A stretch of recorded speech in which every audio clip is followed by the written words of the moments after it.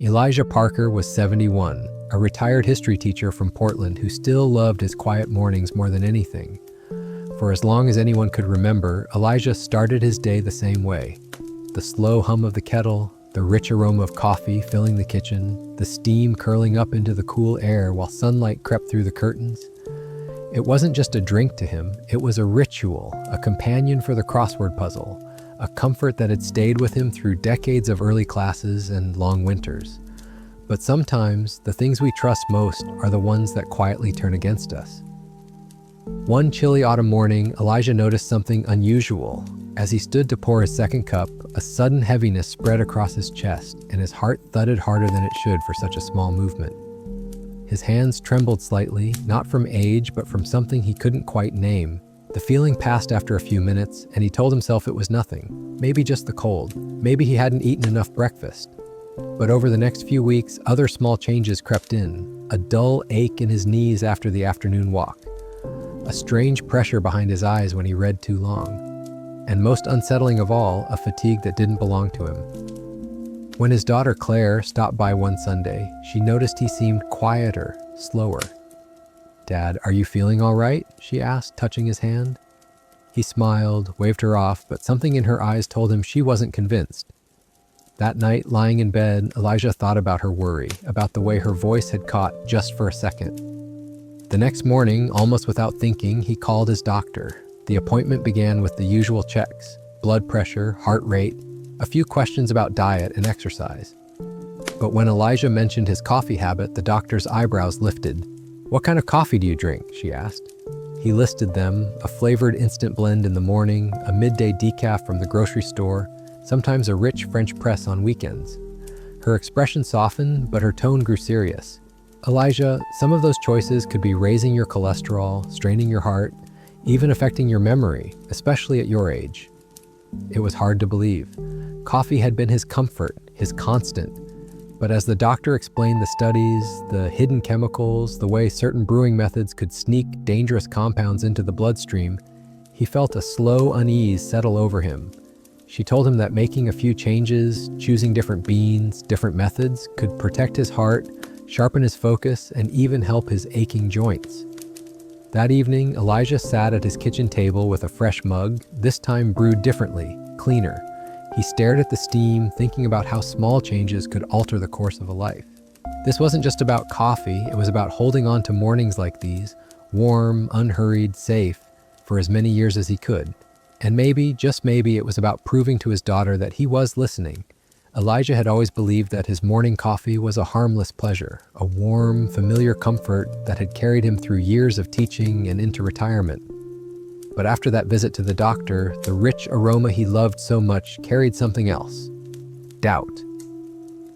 The next morning, as he stood in his kitchen with the kettle whistling, he found himself hesitating before opening the familiar jar of flavored instant coffee. It was the one he'd been drinking for more than a decade, the one that promised no sugar and added vitamins right on the label.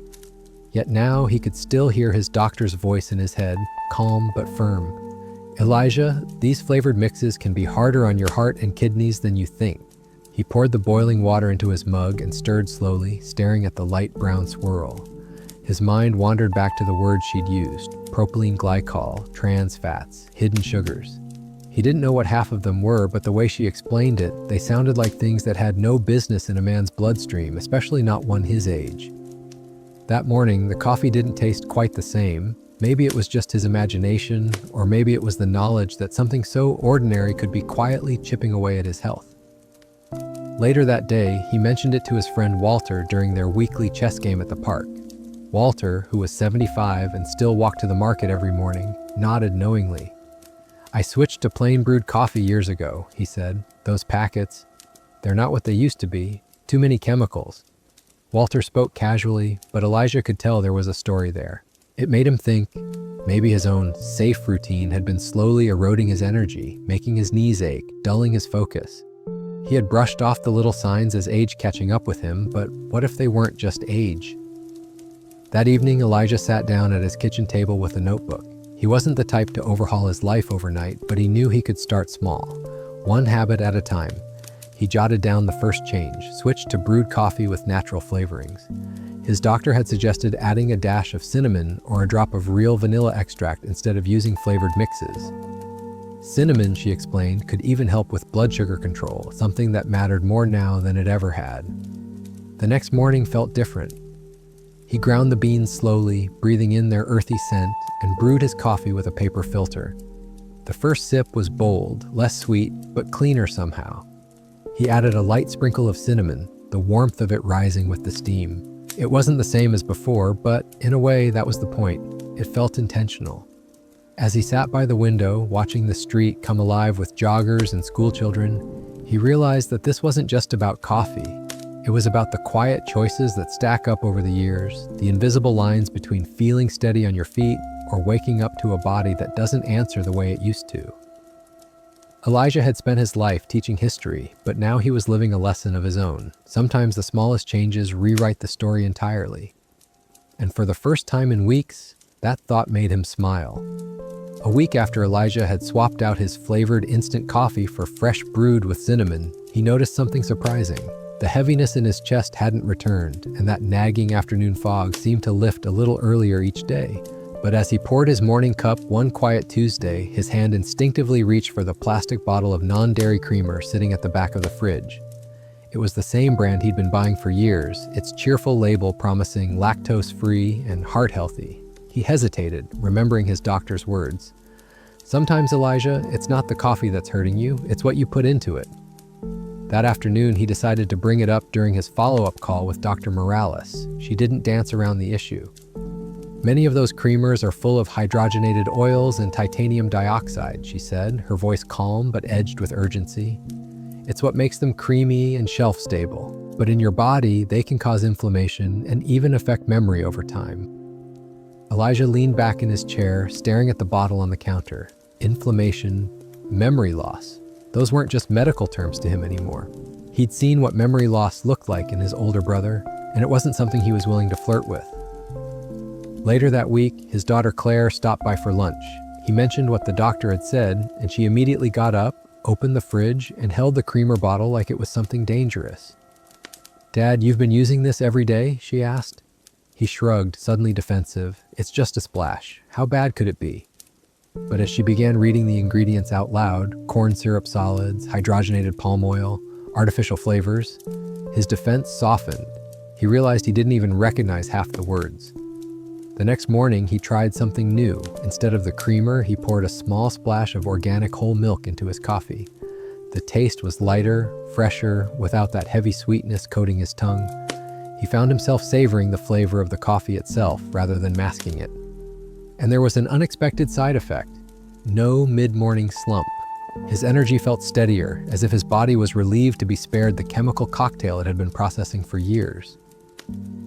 That weekend, Elijah ran into Walter again at the park. They sat under the big oak tree, sipping coffee from their thermoses. Elijah told him about the creamer swap, and Walter grinned. "You're starting to sound like my wife," he said. "She swears her joints hurt less since we stopped using that stuff." Elijah chuckled, but deep down he felt a flicker of pride. These changes might be small, but they were adding up. As he walked home, Elijah thought about how easy it was to accept little habits without questioning them. The creamer had been part of his mornings for decades, hiding in plain sight. Now he wondered what other quiet culprits were still in his kitchen, waiting to be discovered. Elijah's afternoons had always been marked by a gentler rhythm. Around 3 o'clock, when the sun slanted low and the neighborhood grew quieter, he would brew himself a cup of decaf. It was a habit that dated back to his teaching days, a way to enjoy coffee's comfort without the late-day jitters. In his mind, decaf was the safe choice, something even his doctor would approve of. But that belief would crumble on an ordinary Thursday during a casual conversation at the market. He was standing in line at the local coffee roaster when the woman ahead of him, a spry, silver-haired barista named June, glanced back at the decaf bag in his hand. "You know," she said softly, "a lot of decaf is made with chemical solvents, methylene chloride. It's not as harmless as it sounds." Elijah frowned, the name unfamiliar, almost medicinal. June explained that it was the same chemical used in paint strippers, and though coffee companies claimed the heat of roasting removed it, traces often remained. "It can mess with your brain over time," she added, "especially if you're older." The word sat with him for the rest of the day, like a pebble in his shoe. That evening, he looked it up. The more he read, the heavier his stomach felt. Studies linking long-term exposure to cognitive decline, liver strain, and even headaches and dizziness. He thought back to the past few months, the afternoons when he'd felt inexplicably foggy, when reading his favorite novel left him staring at the same page for minutes on end. He had chalked it up to tiredness, but now he wondered. The next day, he brought it up with Dr. Morales. She nodded knowingly.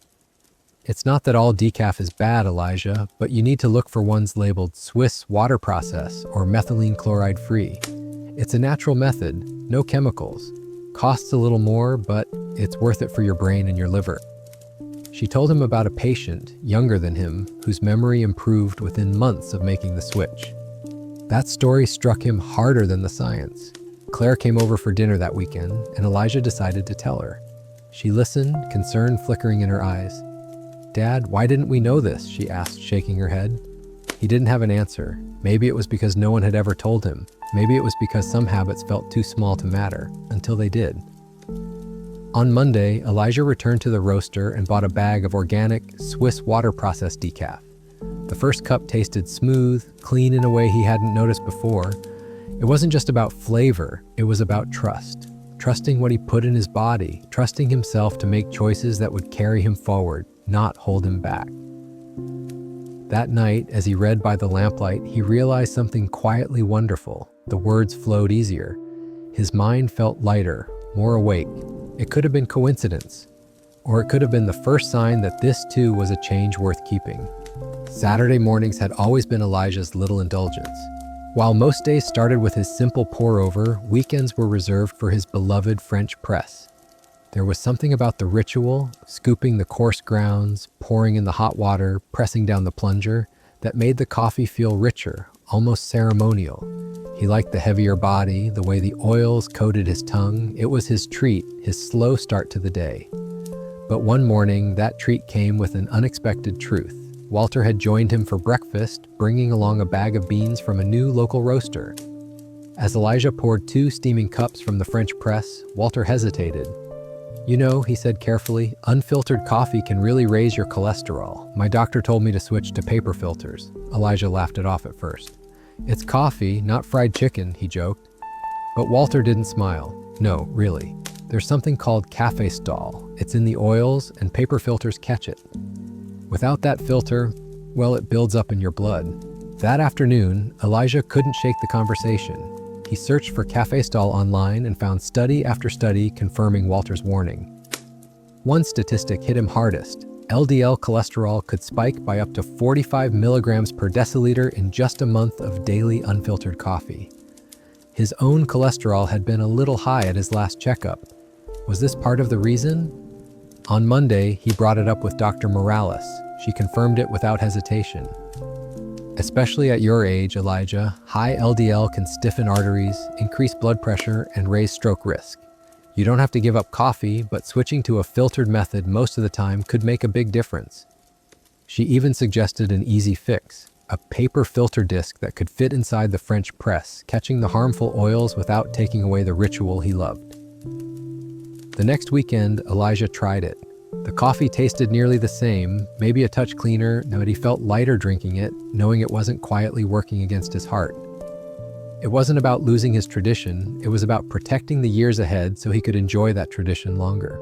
Claire noticed the small changes stacking up.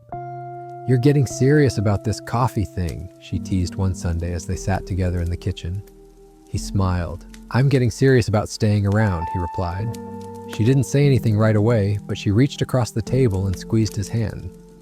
It was the kind of silent agreement only family could share, the understanding that the little choices we make now are really for the people we love.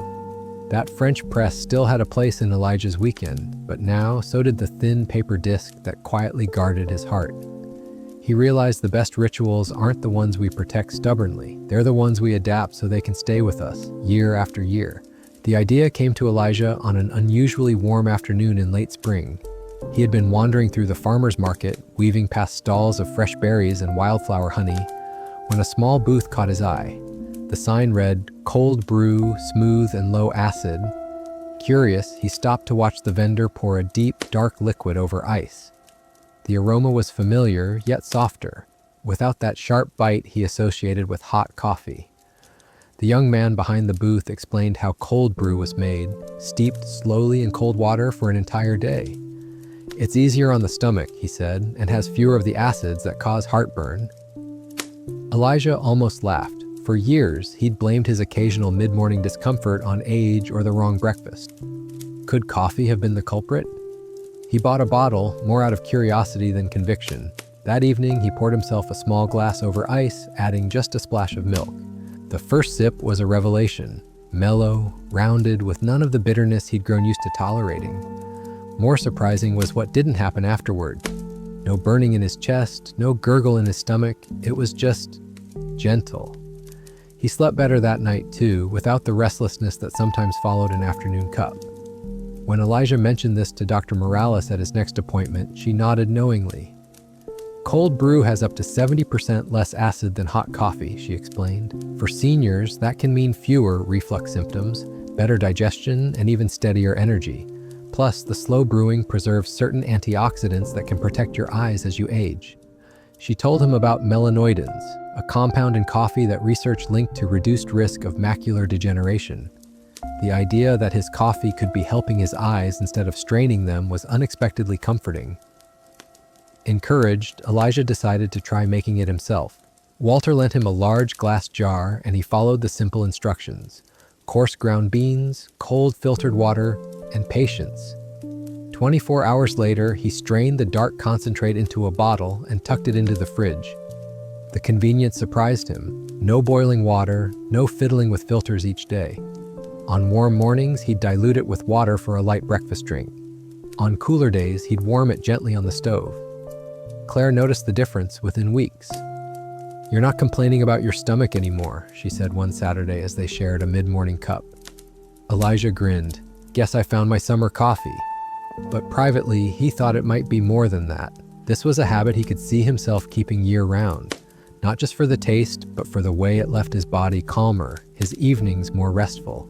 The shift felt subtle but significant, another quiet step in a series of changes that were beginning to add up. And as he poured the last of that week's batch into his mug, Elijah realized something else. Taking care of himself didn't have to mean giving up what he loved. Sometimes it just meant finding a way to love it better. It started with a twinge in his right knee. Elijah was leaning down to pick up a box of old books from the garage when the joint gave a dull, stubborn protest. He froze for a moment, waiting to see if it would pass. It did, but the memory lingered. That night, over dinner with Claire, he mentioned it in passing. She gave him a look that was half concern, half determination. "Dad, have you ever tried collagen?" she asked. "It's supposed to be good for joints and bones." The next morning, Elijah brought it up with Dr. Morales. She smiled, clearly familiar with the suggestion. "Collagen peptides can help restore some of what your body loses with age," she explained. "After 50, collagen production drops fast. That's why we see more joint stiffness, slower wound healing, even muscle weakness." Elijah thought of his occasional aches after a long walk, the way his legs sometimes felt slower to recover. "You can add it right into your coffee," she continued. "It dissolves easily, doesn't change the taste, and works best on an empty stomach." That weekend, Elijah visited the health store. The shelves were lined with tubs and bags, each boasting benefits in glossy letters. He chose a plain, grass-fed, unflavored collagen powder, avoiding the flashy flavors. At home, he brewed his morning coffee, sprinkled in the powder, and stirred until it disappeared. The coffee looked the same, smelled the same, but there was something satisfying about knowing it was carrying more than just warmth and caffeine. Over the next few weeks, Elijah began to notice changes. His morning walks with Walter felt easier on his knees. The creak in his shoulders when reaching for the top shelf seemed to soften. Even his skin, Claire pointed out one Sunday, looked less tired. He laughed at that, but later, catching his reflection in the hallway mirror, he had to admit she might be right. One chilly morning, as he sipped his collagen coffee by the window, Elijah thought about how far he'd come in just a few months. He had gone from not questioning his habits at all to making deliberate, thoughtful choices with every cup. The changes were adding up, not in dramatic leaps, but in the quiet ways his body felt more willing, more capable. And that, he realized, was the kind of progress worth keeping. Walter noticed, too. "You've got a spring in your step again," he said during one of their park walks. Elijah smiled, feeling the truth of it in the easy rhythm of his stride. He didn't say much, just kept walking, the cool air filling his lungs, his joints moving without complaint. Some transformations don't need big speeches. Sometimes they're written in the quiet comfort of knowing you're still strong enough to enjoy the life you love.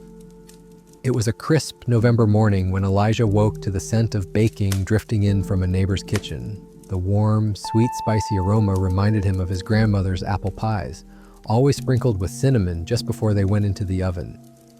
As he stood by his window with his first cup of coffee, he thought about something Dr. Morales had once mentioned in passing: how true Ceylon cinnamon could help with blood sugar control and circulation, especially for older adults. At the time, he had brushed it aside as just another spice tip, but that morning, the memory felt worth revisiting. Later that day, Elijah found himself in the spice aisle at the local market. He picked up a jar labeled Ceylon cinnamon.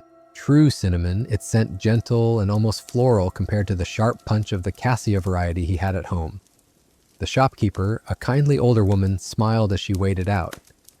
"My husband puts this in his coffee every day," she said. "Says it keeps his hands warmer in winter." Elijah laughed, but tucked the thought away. The next morning, he brewed his coffee, and instead of reaching for sugar, he sprinkled in half a teaspoon of the Ceylon cinnamon. The steam rose in soft curls, carrying that familiar, comforting fragrance. The first sip was smooth with a subtle sweetness, as though the cinnamon had coaxed the bitterness into something rounder. He liked it, but more than that, he liked the idea that his coffee was now quietly working with his body, not against it. Within weeks, he began to notice small shifts. His fingers didn't feel quite so stiff on cold mornings. That heavy, slow feeling after a bigger breakfast seemed lighter, as if his body was keeping pace better. Dr. Morales confirmed at his next visit that cinnamon could improve insulin sensitivity, making it easier for his cells to use sugar for energy. For Elijah, it wasn't just a medical fact, it was something he could feel in the ease of his afternoons. Claire noticed the change in his mood, too. "You've been humming more lately," she teased one Sunday as they sat in the kitchen. He smiled, stirring his cinnamon coffee. "Maybe I just like knowing my morning cup's pulling double duty." She rolled her eyes affectionately, but he saw the quiet relief in her face. Every small improvement, every step toward strength was a reassurance for them both. As the days grew colder, Elijah's cinnamon coffee became more than a habit. It was a small, daily act of care. The kind you can taste, smell, and feel in the warmth that lingers long after the last sip. The first time Elijah heard about MCT oil, it was from an article Claire sent him late one evening. The headline promised fuel for the brain, which sounded more like something from a tech magazine than a health piece for someone in his 70s. Still, curiosity got the better of him, and he read on. The idea was simple. Medium-chain triglycerides, a type of fat from coconut oil, could be quickly converted into ketones, an alternative fuel source for the brain. For seniors, it could mean steadier focus, sharper recall, and even better balance. The next time he saw Dr. Morales, he brought it up. She nodded approvingly. MCT oil can be a great addition, especially in the morning before food. It helps preserve lean muscle and stabilize blood sugar too. The key is starting slow, just a teaspoon at first, to let your body adjust.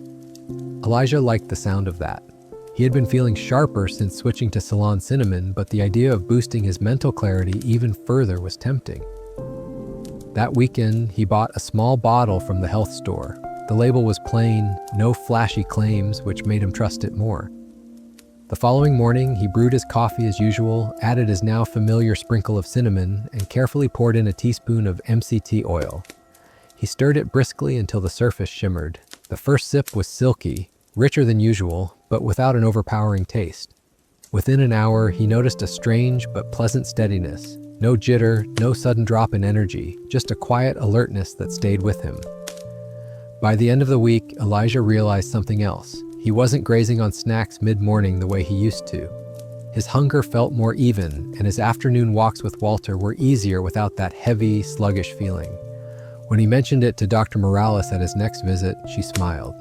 "That's the fat metabolism working for you. Your body is using stored energy instead of breaking down muscle for fuel." One afternoon, while sorting through old lesson plans in his study, Elijah paused and noticed how clear his mind felt. He could focus on each page without that foggy drift he sometimes battled in the afternoons. He thought about his students from years past, how often he'd told them that learning was about small, steady steps.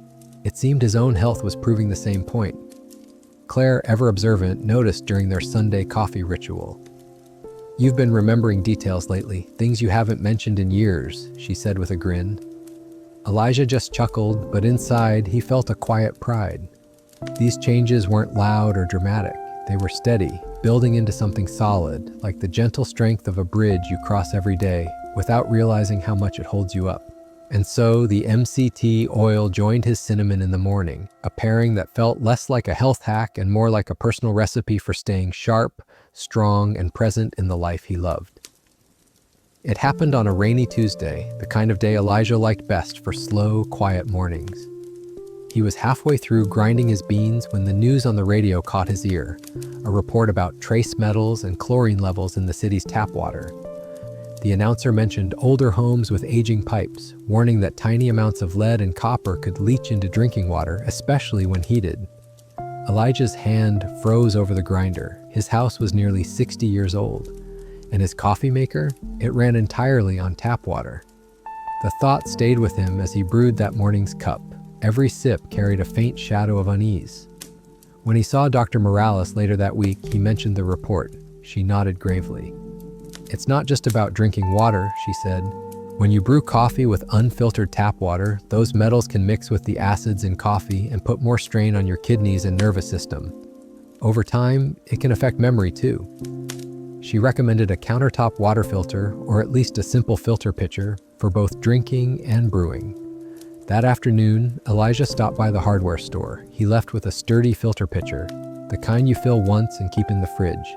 It felt like a small investment, but as he carried it home, he thought about how much of his health was built on what seemed like small things: the water in his coffee, the spices in his cup, the oils in his creamer. The first morning he brewed with filtered water. The difference was subtle but real. The coffee tasted brighter, cleaner, without the faint metallic edge he'd never noticed before. It was like taking a favorite old photograph and wiping away years of dust. Over the next few days, he felt lighter, less of that mid-morning heaviness he had grown used to ignoring. One Saturday, Claire came over and poured herself a cup. "This tastes different," she said, tilting her head. "Better." When he told her about the filter, she smiled in that way she did when she approved, but didn't want to make a big deal of it. "Guess we're both learning something new about coffee," she said. Elijah just nodded, savoring his own cup. The rain kept falling that week, tapping gently against the windows as he settled into his morning ritual. This time, every part of it felt deliberate. The beans he chose, the cinnamon and MCT oil he stirred in, and now the water that carried it all. A quiet satisfaction settled in his chest. Sometimes the path to better health wasn't about doing more, it was about doing the same things with greater care. It was a Thursday when Elijah realized something had shifted. For years, afternoons had been his slowest hours. Around 2 o'clock, his energy would fade, his focus blur, and the simple act of climbing the stairs felt heavier than it should. But that day was different. He had just finished reading a long chapter of a history book without pausing once, and when he stood to make a cup of coffee, his legs didn't protest the way they used to. He brewed a small mug of his Swiss water processed decaf, still using filtered water, cinnamon, and a touch of collagen. As he carried it to his desk, he thought about how these changes had crept into his life one at a time, almost without him noticing. There was no single dramatic moment, just a steady climb back toward feeling like himself again. By the time he finished the cup, he wasn't just awake. He felt ready to tackle the box of old lesson plans he had been avoiding for months. That afternoon, Walter called and invited him for a short walk before dinner. Normally, Elijah would have hesitated, worried about tiring himself out. Instead, he said yes without thinking. They walked along the familiar path by the river, the late sun spilling gold across the water. Halfway through, Walter glanced over. "You're keeping up with me today," he said, grinning. Elijah laughed, realizing it was true. His steps were lighter, his breath easier, even as the cool air sharpened around them. That night, Elijah thought about how his old coffee habits had been quietly sapping his strength. It wasn't just the caffeine crashes or the chemicals. It was the way they had kept his body in a constant state of strain, little spikes and dips, inflammation smoldering beneath the surface. Now his energy felt more like a steady flame instead of a flickering candle. He didn't have to push himself to get through the day carried him naturally. When Claire visited that weekend, she noticed too. "You've been moving around more," she said as they cleared the dishes. "You used to sit down right after lunch. Now you're still on your feet." Elijah smiled, stirring a fresh pot for them both. "Guess I'm finally drinking coffee that works with me, not against me," he said. It was a small thing to say, but to him it felt like naming a quiet victory. As the evening settled in, Elijah sat by the window with his coffee and watched the streetlights flicker on. The warm cup in his hands was more than a habit now. It was a reminder that change could be slow, steady, and almost invisible, until one day you find yourself walking further, thinking clearer, and wondering why you didn't start sooner. When Elijah first stepped into this journey, his mornings were built on habits he never thought to question. The flavored instant coffee, the sugary creamer, the unfiltered French press on weekends. They were small comforts that felt harmless, even grounding. But over time, those same habits had been quietly wearing away at his energy, his focus, and his long-term health. Bit by bit, change began to seep into his life. The flavored packets gave way to clean, fresh-brewed coffee with a sprinkle of Ceylon cinnamon. The heavy creamers were replaced with simple, natural milk. Decaf became chemical-free, the French press got a filter, and even the water was purified before touching his cup. MCT oil and collagen found their place at his breakfast table, transforming his coffee into something that nourished his joints, sharpened his memory, and steadied his energy from dawn to dusk. The changes weren't loud or dramatic. They came in the form of lighter steps on his afternoon walks, clearer thoughts while reading, and a quiet confidence that his body was working with him again. It wasn't just about coffee anymore. It was about living deliberately, choosing small, sustainable shifts that could add up to years of better health. If Elijah's story holds any lesson, it's that the rituals we keep can either carry us forward or weigh us down. By paying attention, by making one mindful change at a time, we can protect not only our mornings, but the days and years that follow. So tomorrow, when you pour your own cup, ask yourself, is it simply a habit, or is it helping you live the life you want? The choice, as Elijah discovered, is always in your hands and in your mug.